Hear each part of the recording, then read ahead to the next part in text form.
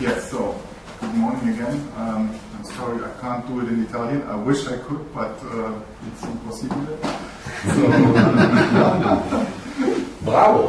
Bravo! Yes, I can order my pizza. So yes.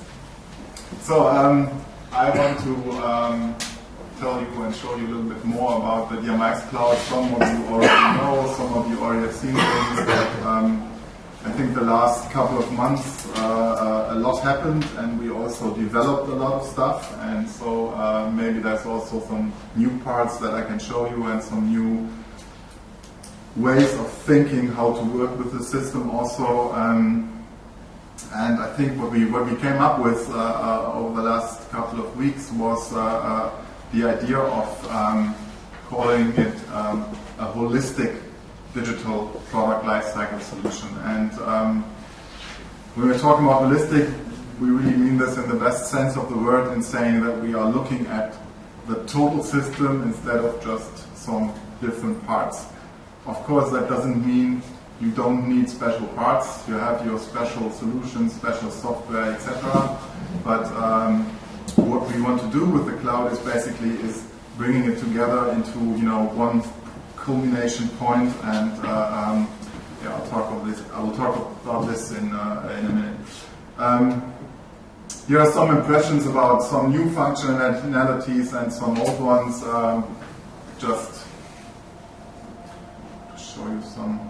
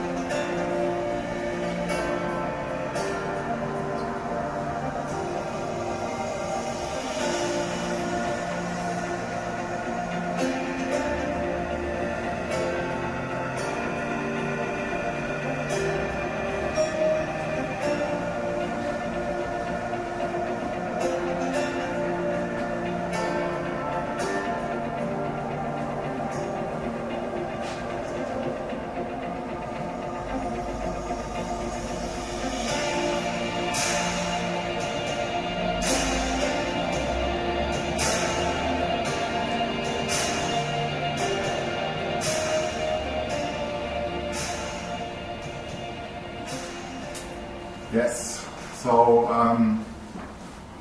basically there are some functions I will talk about later that you already saw in the video now. But of course, and I'm sure this is nothing new to you all, but what we are looking when we are going to the different customers and suppliers is we see a huge mixed up of systems, technologies, and they're all connected, and there's a lot of interfaces, and everything it's pretty complicated to maintain. Sometimes it's very also expensive to maintain. Some of what we are doing inside this construction is very physical based, and there's a lot of sending of materials back and forth, which is of course pretty expensive. Takes a long time. On the customer, on the brand side, we have the problem that they need to also are in the trouble of being faster and more effective and more digital, and we will hear about from Tobias Kalthoff, Hugo Boss, this afternoon or this around lunchtime a little bit more about how much pressure there is on their side. And then of course we had COVID struck us in the beginning of the year, so basically this is my first visit to Italy since I think February. And of course some of our workflows suddenly didn't work anymore. So for example, one of our big clients, PVH in Amsterdam, the whole color team of PVH was sitting in a home office, so they were not allowed to go to the office. So sending samples to the office didn't help anymore, right? So suddenly we needed to be completely digital in that way, and we did, and I will show you some results later. of how this worked, and it was very successful. So basically, what we need to always make the best out of the situation is, I think there is also some more people are ready to try new things and go new ways. Right? This is basically what's the only positive thing we can take out of this situation right now. I know the market is a disaster for all of us. It's not easy, but well, what we are trying and what we want to do is we want to go ahead with you and take it to new ways, so we don't have these blocks anymore. When we are talking about the holistic idea, basically this is just the illustration for that. So basically there is a lot of things around that you are using, be it, I mean, especially with the weavers, be it Penelope, be it different tools to analyze trends, to talk to your customers, to prevent things, different services. There are often different teams that need to connect, different brands in one company and so on. And basically the idea really is that we want to standardize the digital way of getting all this together, and basically, of course, in the end, this is where we need to go. I mean, this is where we are working for. In the end, we need to sell. And this is something that we are learned through COVID, in COVID times, very much, because suddenly a lot of customers came to us saying, okay, look, when we have our stuff inside the cloud, why can't we use it to sell? And basically, it was never our intention to build a sales tool, but of course, on the other hand, if you think, okay, it's all there, it's looking very good, so why not go the next steps? And this is what we are now also developing, and there are some first things that we can already offer, and there will be more in the next couple of weeks as well. And I think beginning of next year, we really think about making this even more into a tool to handle a lot of customers and get the normal sales process into a more into a nicer workflow out of the cloud. And of course, then if everything is together in one system, it's also pretty interesting to see what happened inside the system. So the whole analytics part is also something we are already having the information, so we see what's happening, and one of the next big steps will also be to enable you to analyze what's happening in the cloud. So then you can see more what's going on there. Sì, vi sintetizzo un po' questa prima parte. Quindi avete visto che l'approccio di ColorDigital a questa piattaforma è quello di offrire un prodotto che in modo globale abbraccia tutto il workflow produttivo, lasciando naturalmente aperte le connessioni ai vari tipi di tecnologie che uno ha e che sono più adatte per sviluppare un oggetto 3D, magari in soft goods o hard goods, cioè prodotti rigidi o prodotti morbidi. E questa piattaforma vi permette di presentare i materiali o di comunicare i materiali, come avete visto in quel breve video all'inizio, poi lo rivedremo più specifico, però sono alcuni esempi di come si presentano i materiali nella loro forma 3D, come si può realizzare delle immagini in alta risoluzione, quindi creare un catalogo partendo dal database dei materiali. Naturalmente tutto il progetto nasce inizialmente come sistema di distribuzione delle informazioni, come deposito centralizzato, organizzato di tutti i dati, però il mercato, soprattutto con il Covid, avete visto tante delle relazioni che sono fisiche, dirette fra i vari comparti del workflow, sono stati interrotti dal Covid, oppure sarebbe intelligente interromperli per avere una maggiore efficienza. Il Covid ci ha messo di fronte a una evidenza della fragilità del sistema produttivo attuale. Grazie a questo i clienti hanno cominciato a chiedere: ma possiamo sfruttare questo database per presentare ai nostri clienti le collezioni? Quindi non solo Ugo Boss vuole il tessuto digitale, glielo metto, lui lo prova, ma io voglio attaccare il mercato, presentare le mie collezioni. Non era lo scopo iniziale del prodotto, lo stiamo sviluppando anche in questa direzione. Quindi la qualità della presentazione non sarà solo un'esperienza per i tecnici, ma sarà anche lo stesso modo di presentare in modo qualitativo quando un cliente viene a visitare il mio campionario e vuole piazzare gli ordini. Quindi questo è lo sviluppo che avrai prodotto nei prossimi giorni, mesi, questo vediamo un po'. Okay, and and another important point, of course, also is that we are very agile in developing all this. So basically what we did over the last weeks and months is we had basically every 14 days we had updates running, we had new functionalities, and there's also a lot more coming till the end of the year. And I want to show you one function, one example that we just recently developed is we want to grow hair, because hairs are important in woolen fabrics, for example. And we discovered that some of the artificial fabrics sometimes need more special effects to make them more real. And so this is the texture of a fabric. You can see the different maps if you are familiar with this. And we are able to adjust the maps in the tool. So basically you can also adjust transparency, or you can adjust if you need more gloss or something, because sometimes this is pretty difficult, for example, for Penelope to really get the gloss right in terms of the original material. So sometimes it's more easy to adjust by yourself. And of course you can see we can grow hair now. So there's a hair effect, and you can really see all the little details that suddenly pop up, and they even have the right color. So where the origin of the hair is, we take the color and then we take it from there. And so this is something, you can see the difference, that adds the latest touch in getting it more and more realistic, right? So it's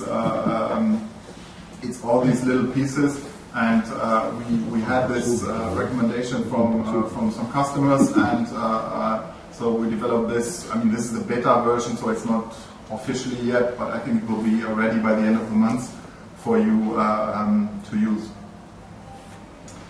Yes, and of course, when we are looking into this, oh, by the way, this is also, I mean, you saw on the last slide, so this is the fabric, and this is the photorealistic rendering of the fabric. So this is not just an image out of Penelope, but this is fully rendered in 3D. And of course, you can also change the object into a jacket or a garment, and you can render again and use maybe completely different images to sell material than before. Also, of course, you are able to connect not only with certain brands that are also partners of DMIx, but you can also connect with different customers, and this is happening in your own brand space, right? So there's sometimes there's a huge misunderstanding that people are coming to us saying, look, we cannot connect only to Hugo Boss because Hugo Boss is one of the drivers of all this, and we want to connect to all other customers, and we want to present them and show them. And yes, you can, right? This is perfectly possible.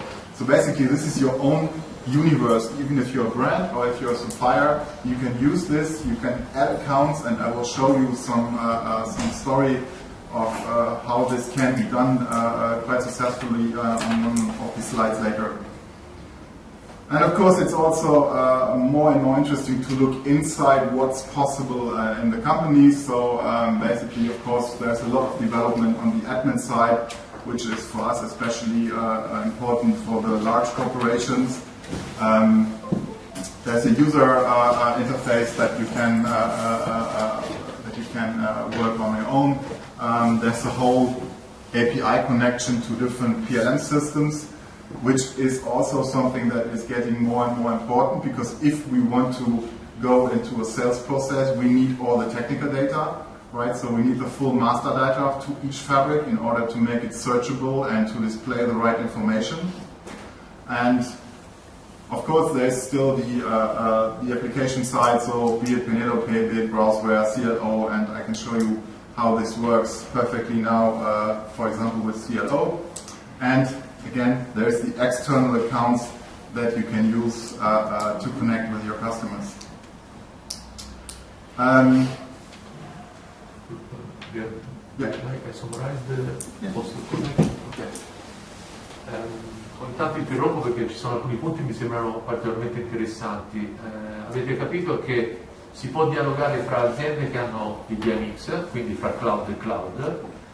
Non è però necessario, ad esempio nel caso di fornitori, ad esempio tintorie che vogliono mandare all'approvazione di un brand dei vari lab VIP, non è necessario che questi abbiano il proprio cloud. Il brand può dargli un user e una password e questi dialogano direttamente. Naturalmente ogni utente può avere diversi livelli di permission, quindi abilito il fornitore a una certa area dati del cloud, quindi non andrà a vedere le cose che gli altri che sono riservate ad altri. Lo stesso lo posso fare per presentare la collezione ai miei clienti, posso dare n accessi a tutti i miei clienti e ogni accesso potrà andare a vedere magari una sola directory all'interno del cloud dove metto gli articoli che voglio mostrare che quel cliente veda quando entrerà nel mio sistema. All'interno invece del proprio cloud posso avere anche qui vari livelli di permission per permettere di fare varie cose all'interno dell'azienda, quindi veramente c'è un lavoro di dettaglio fine, di priorità e livelli diversi. Okay? Poi attraverso delle API si può connettere direttamente il PLM per non riscrivere mai due volte i dati, quindi i dati vengono presi dal PLM o scritti nel PLM perché sto usando un articolo che mi è arrivato da un fornitore, la scheda tecnica non la scrivo, la passo direttamente dentro il PLM. Quindi quando Marzotto carica un tessuto, Ugo Boss non sta a riscrivere tutte le caratteristiche. Quando usa il materiale, nel PLM di Ugo Boss vanno tutti i dati che Marzotto ha caricato sul cloud. Quindi questo è estremamente interessante. Okay, and yes, the foundation, so basically the main objects we are having in the cloud are of course colors, 3D materials, 3D objects, and the product data. And of course the color side was basically our start. So when we started in 2013 thinking about the whole solution, basically we looked very much at this because still this is the most important bit in order to get all the other things right. So if you don't get the colors right, you're done, right? You're never gonna have some realistic thing produced wherever, be it in your dyeing house or be it in Penelope or be it in Photoshop or whatever.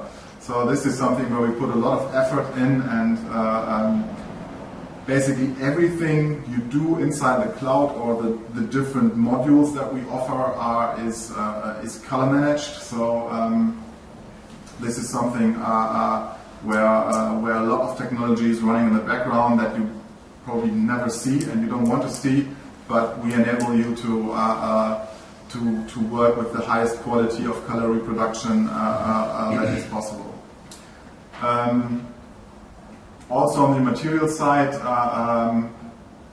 the problem with the whole 3D development is basically it's Wild West, right? So there is no real standardization. There's different programs and they all do things slightly differently, and it took us some time to learn and a lot of discussions with all of them to understand what they need, how they do it, how we can adjust what they need, and but basically now we are really able to deliver that for all solutions, and the big three is CLO, Assist, and Browseware. So we can deliver the whole 3D material object side to them. And yes, and master data is also something which is very important, and we built the whole infrastructure for master data. So what we wanted to, what we didn't want to do is we wanted to have another database that you have to fill and you have to keep up to date, right? Because then you would work with two systems, and this is of course not good. So basically we have now two possibilities to connect your visual and material side with your master data. So one is would be basically it's an Excel solution for people who want to test and don't want to build APIs or whatever. And the other right way to do this would be to connect PLM ERP system directly with the cloud, and then you have really an up-to-date management from material side to all the rest of the data, and then we are really we can talk about individual pricing per customer, we can talk about availability on stock. So this is all, there's a new way of maybe getting also stock material to the customer and opening up this as well. Connection-wise, it's getting more and more. On the right side, you can see the biggest players.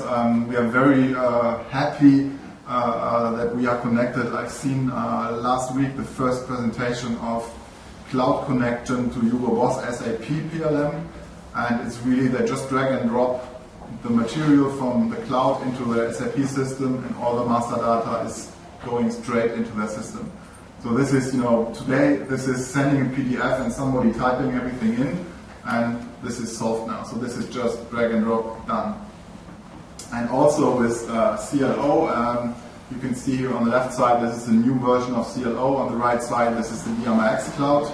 So this is the browser, and basically the 3D artist can just drag and drop your material directly onto their garment that they are working on. So it's a very, very easy approach, and what we are doing here is basically we are freeing the 3D artist from handling all those files, right? Because normally what happens in the background here is there are more than 6 different layers that are transported from cloud to CLO, and this is something that needed to be done all one by one. So it's a huge process. And now it's just you can test and you can try and you can be creative, and so it's a very, very easy approach. Yes, maybe one small customer story. Yeah. Let me summarize this part because it's important. First point is the focus of ColorDigital when they develop sì. ero inglese perché ero scritto in italiano. No, molto interessante la parte. Che bello che stiamo registrando. Muovi tedesco. Taglieremo questa È colpa dei 4 cioccolatini di ieri sera. Allora, diciamo che il focus molto importante che ColorDigital ha avuto quando ha sviluppato questa piattaforma, e la ragione per cui X-Rite ha scelto di lavorare con ColorDigital è proprio questa grande qualità nella fedeltà colore che questa piattaforma ha.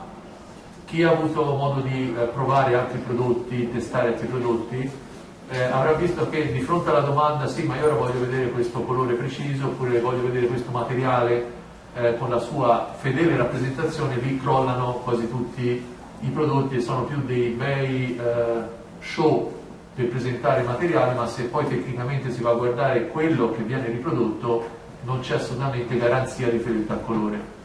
Questa piattaforma è l'unica che abbiamo trovato sul mercato che ci garantiva queste performance che per noi erano alla base di un rapporto tecnico e commerciale con ColorDigital. Detto questo, molto bello questo risultato che abbiamo avuto di integrazione con Clo. Ringrazio anche Prismatech che sono qui, che sono i distributori italiani di Clo, perché durante un lavoro con un altro brand ci siamo accorti che nel workflow, quando dovevamo passare i materiali su Clo, c'era da fare un discreto traffico di operazioni che non potevamo lasciare in mano al disegnatore, era un qualcosa che dovevamo risolvere. Ci siamo attivati da entrambe le parti, sia il distributore che noi con la nostra ricerca e sviluppo sugli sviluppatori coreani, e abbiamo lavorato in modo da poter integrare nel flusso di lavoro, quindi ColorDigital, X-Rite per lo standard XF dei materiali, e oggi finalmente abbiamo visto con che facilità si prendono i materiali dalla piattaforma cloud e si mettono nel progetto 3D Clo, e tutto viaggia velocemente senza disconnessione. Yes, so one story I would like to show, because this is a very special special example. Altin Yildiz We had our first contact with them in May, so we were contacted by their creative director, Kevin Lobo, you might know him, and so we pitched the solution. They came back with some questions, and we signed a contract in June. And then really they speed things up, and in August 2020 they were already ready. And ready means we had full master data for all articles. We had more than 5,000 fabrics in their different collections, completely with photorealistic preview images. And they have already more than, in September now, they have already more than 30 individual customers that are connected either directly or through their sales accounts. So, I mean, this is something, I mean, of course, this for them, it's because they are Penelope users, it's quite easy for them because they already have the infrastructure to upload to the cloud. But still, it was, you know, it's possible. If you want, you can go this way, and of course, there are some things, again, also for the salespeople that we need to adjust and maybe make better. But they produced a film where they explain to their customers what they are doing together with their trend story for the season. And so it's for them it's a new way of working, and they had to because, of course, from Turkey they can't travel, and they have a lot of customers in the US, and so they needed to do something. And so this is an example how fast we can move on if wanted. Let's go a little bit more into the practical side. So what is also pretty new is the new DMIx measure tool. If you are aware of the tool before, it was it's our builder tool that we had before, but we talked a lot to X-Rite also, and we learned a lot again of really how to highly professional treat the measurement devices and the results, and so basically this was all going into this new tool. And of course one solution, and Andrea already showed some possibilities, and this is just the tool in action, is the image capability of the meta view, which is of course a very interesting new development. And I think we will see a lot of potential areas where we can use this.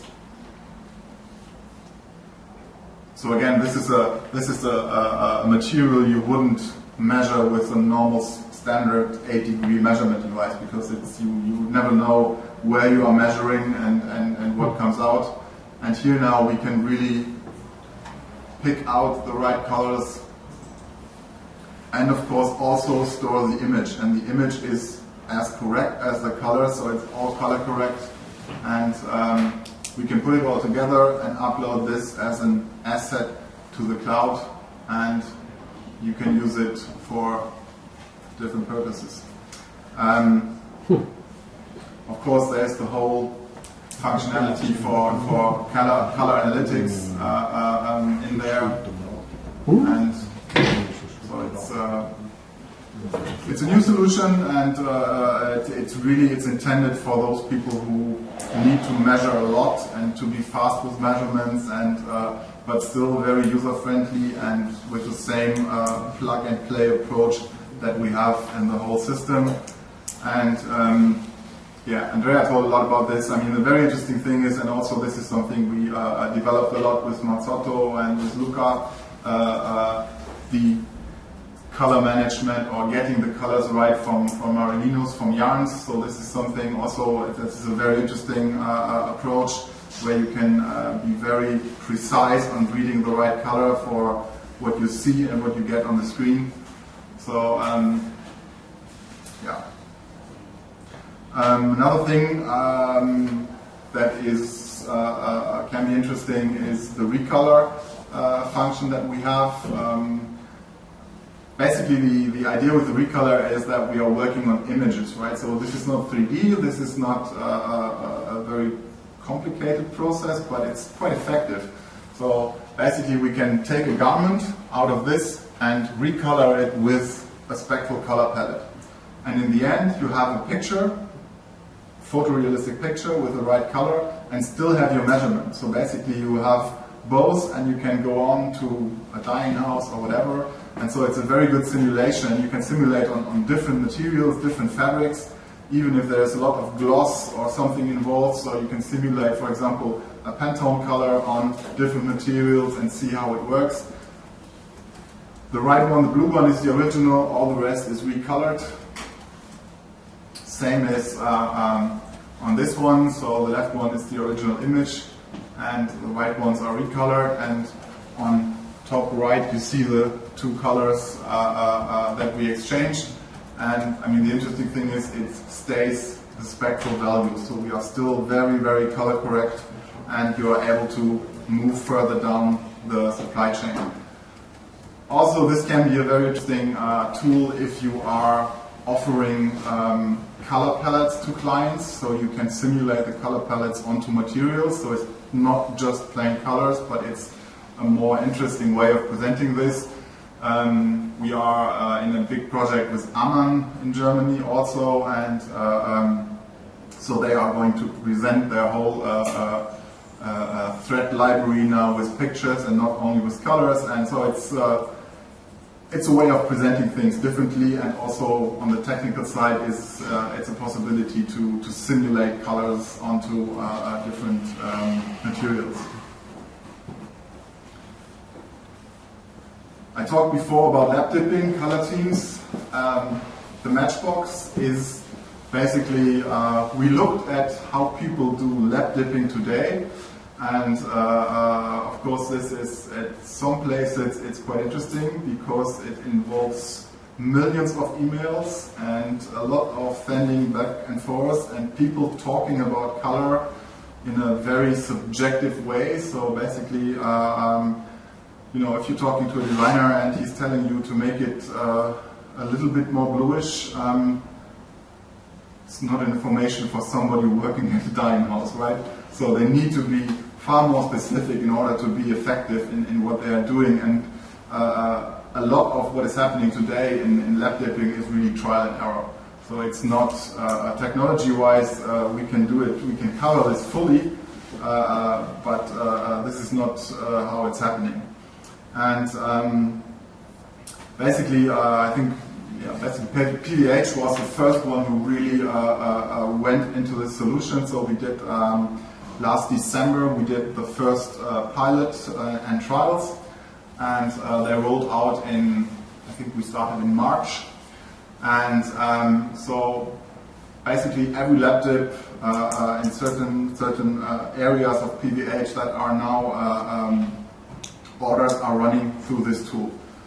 And it's completely digital, so basically what they're trying to avoid is that any sample needs to be sent, right? And this is, of course, in COVID times, this was perfect because they never stopped working. It was really just, you know, in May, June, July, they were completely covered, everything was running as before.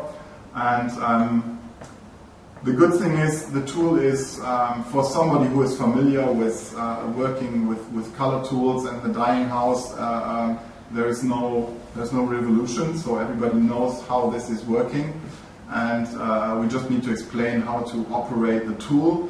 And so basically, we managed since March more than 100 dyeing houses are connected to the system at PVH, and we need so roughly about 3 to 4 hours to connect the dyeing house. So basically, if we can talk to the dyeing house or lab manager directly, it doesn't take longer than 3 or 4 hours until he understands how to move and how to connect, and then we have a full digital process between brand and supplier.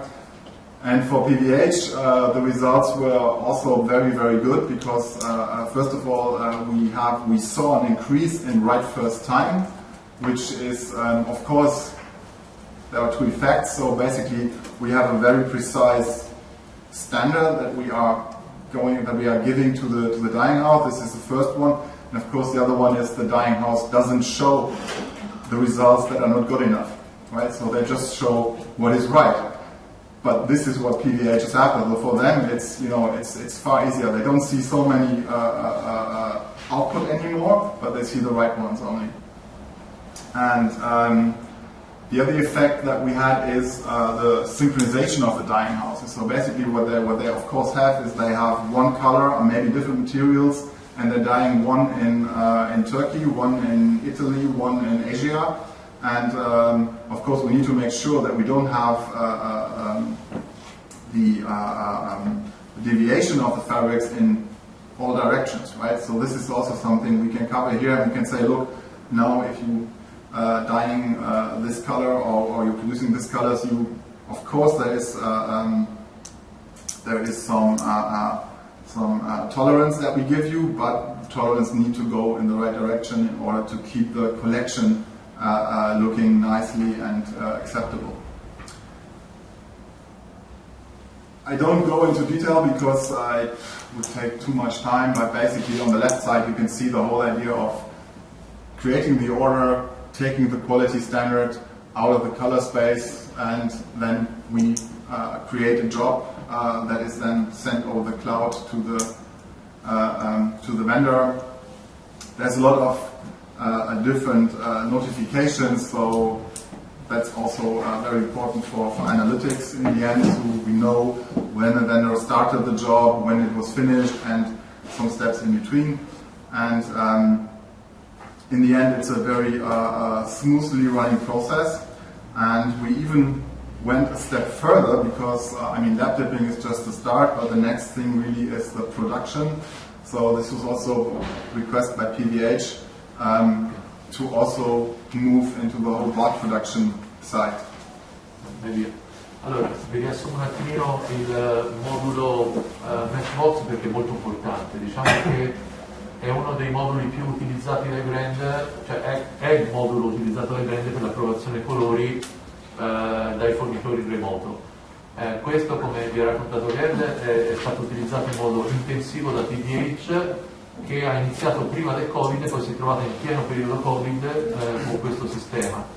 Le statistiche ci hanno dato loro, dopo questo periodo, loro sono stati entusiasti del fatto che, avendo anche i responsabili dei colori che lavoravano in smart working, e quindi il problema era anche distribuire i vari lab dip per l'approvazione, lavorando in digitale da casa hanno potuto approvare senza nessun problema, quindi non si è arrestato per niente il processo, addirittura si è velocizzato rispetto ai periodi in cui non usavano questa tecnologia. Hanno implementato risultati approvati al primo colpo di una percentuale, non mi ricordo, ma molto consistente. Sono arrivati quasi al 90% di approvazioni della BIP al primo colpo, perché praticamente la comunicazione era precisa, non veniva spedito un lab dip se non era stato prima digitalmente approvato, quindi spostare il campione o spostare la misura praticamente era la stessa cosa, quindi il campione veniva spedito quando era perfetto. Avete visto lo schema logico, dal PLM parte l'ordine del lab dip che arriva al fornitore, il fornitore esegue con le chiare istruzioni lab dip, lo misura, lo sottopone in real time all'approvazione, si può anche via chat dare i commenti, e a questo punto il ciclo è finito con l'approvazione, che poi consegue la spedizione del lab dip all'approvazione. Stesso concetto, can I anticipate the bar control?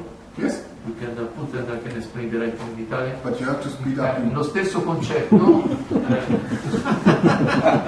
fatto prima questa presentazione, ormai la conosco, per cui lo stesso concetto dell'approvazione della BIP si può trasportare all'approvazione della produzione.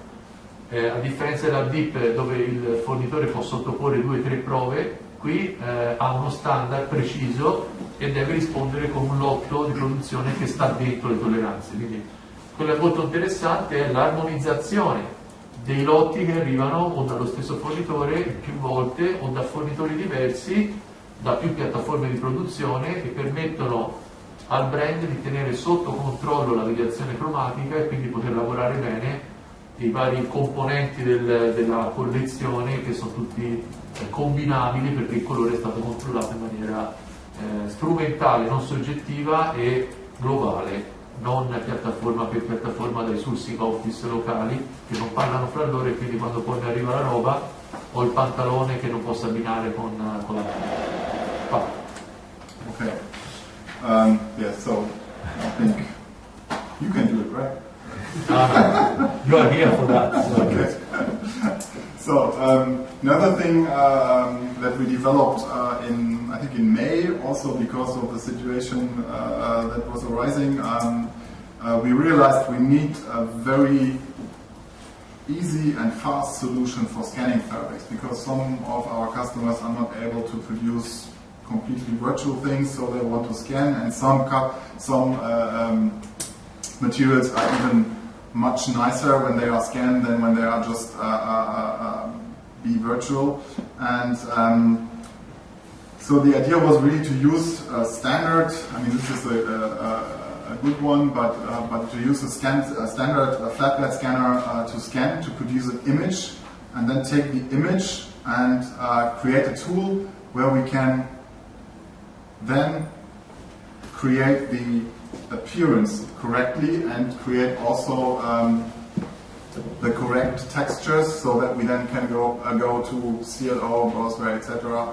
directly. So basically it's the same texture approach than before, but it's just coming out of an image. And so here's basically the image of the fabric, and then you can correct basically everything.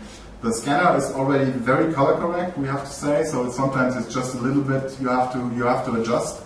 But of course we can adjust the appearance, so gloss, transparency, the highness of the material, hair, what we've seen before, and stuff like this. So this is very important, and it's also very fast. So basically we are able to create a digital twin in roughly 10 to 15 minutes. So if somebody is able to use the tool, it's really it's a really fast way of doing it, and so it's very practical. And I mean, some of you know already, because we scanned some of your stuff for Hugo Boss, and so everything we created there in the last couple of months really was used at the Hugo Boss collection. So this is not some fancy idea, but this is already proven in production, and it worked very, very well. So the idea really is that we have the possibility to connect reality with the 3D scene that we can offer in the system, and so you can compare if you put it in a light box and have the right lighting situation.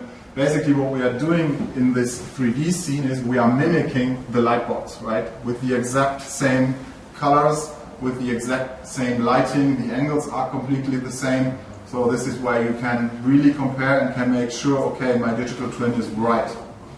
This is the important bit. And there's a lot of functionalities that are also adding now into this tool. So one is, especially for the whole trims and accessory part, we needed also to be able to create metal, which is also not so easy, because it's a little bit different in terms of the functionality and the way how to create it. But now it's also very possible and easy in the tool. So you can adjust the glossiness, and now it's suddenly it gets gold. And we can also add effects. So if you wanted it brushed, you can brush it with different strengths and sizes. And so this is really something that is missing in the market. I mean, you can do things like this with Adobe Substance, but I would say good luck, because you need somebody who really needs to know how this tool works. And this is something that you can try and work out for yourself, because it's very, very self-explaining, and it works completely. It's completely compatible with the cloud. So you press upload, and you have the material in the cloud like the other materials. So it's we keep the functionalities. Same is metal. It was one thing. The other area that we are looking into is, of course, leather, because that's also very interesting. And it's the same idea. So you have the leather, and maybe it's a scan, and But the problem with leather is that you have the different areas of the animal, right? So at some point you have very fine fine things. On the other thing, it's getting more roughly, and so the artist that is building a shoe or a bag or whatever, he needs different textures for different areas of the object. And now we can adjust this here, like we've seen on the metal, so we can add effects to make this look more realistic. So we can go into, again, scratches works on leather, so to make it a little bit more, not so more natural looking. And of course, the more important bit for the leather is the embossing. So now we can make this smaller and bigger, so it looks more realistic, depending on what size of the animal you are using. And of course you can change the color, so you can measure with the device the color of your finished leather, and you can easily exchange, and so it's a very, also again, it's a very effective way. But now we have no time. No, I have 5 minutes. Sorry. You talk too much. I need to go. Yeah. Give me one more slide. 1 or 2 more slides. So basically, the Penelope workflow you are probably very familiar with. Basically, what we can cover with the color side, we can cover the whole yarn workflow. And then again we switch to the Penelope world, and we do the virtual weaving, we do the simulation, and then again we can upload directly from Penelope to the cloud, and you can do all the things we've just seen before. So it's a really, we can integrate the full workflow into one solution, being it the yarn colors, being it in future also the yarn physical stuff that is going on, and in the end you are of course ready to go to the 3D software in order to produce the garment. The other thing, of course, what we added in August is the ability to do high-end renderings. So basically, if you upload from Penelope your creation, we take the texture, we send this to a V-Ray cloud server, render a photorealistic image, and this gets the preview picture in the cloud. So again, if you want to do this by yourself, you would need a V-Ray computer with high power. You would need to upload the file into the scene, you would need to render it, get it back into the cloud. So this is now, it happens automatically. And we are also, of course, able to change this scene. We say, okay, this is our standard scene for now, but this is also in future will be possible to have your own scene that you can render. And again, I think this is very, very important, because suddenly we are getting out of the technical stuff into the really photorealistic presenting stuff of things.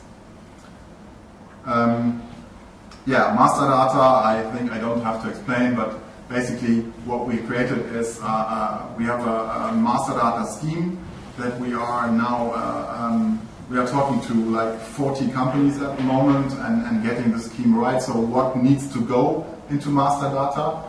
Because everybody has slight different ideas what needs to go in there. It's not easy, but we managed to have a common ground now that we can start with, and the whole system is very flexible. So if we discover, okay, we need something more, we can add this into the scheme very easy, and basically the search engine takes the information from the scheme and develops a completely new search field if needed. So this is very, very effective. And of course it enables the whole idea of searching for specific articles on your systems, displaying the result color correct and with all the qualities you've seen before in the cloud, and then you are also able, or the brand is also able to upload this information into their PLM system. So then it's really, it's the full workflow covered. And last bit, also something we never really speak about this before, but I think it's very very important that you already know how much investment we put in the backside of the cloud. So basically, this is not one computer running in one system, and this is where everything happens. But basically, we created a full infrastructure, a document database that is running in different locations over Germany. So it's a very redundant system with almost 100% availability, and of course everything is fully encrypted. Everything is hosted in Germany, so we have the European laws applied to it. We don't have like Amazon or some strange US laws on our articles. And of course, this is something you don't see and you don't have to see. You would only recognize if something is wrong, then it's somewhere in there, right? But we didn't have much failures or problems in the last 2 years. And if one of those services go down, we are now there's a health tool running, so we discover this directly, and the system automatically then puts the machine that is wrong out of business and switches to another one. So there's a lot of things going on in the background, and of course we were checked by some very tough and secure IT people at the PDH side and the Hugo Boss side. So basically, if we weren't compatible with their ideas of how things need to be running, we wouldn't be there, right? So it's just the final chart. Thank you.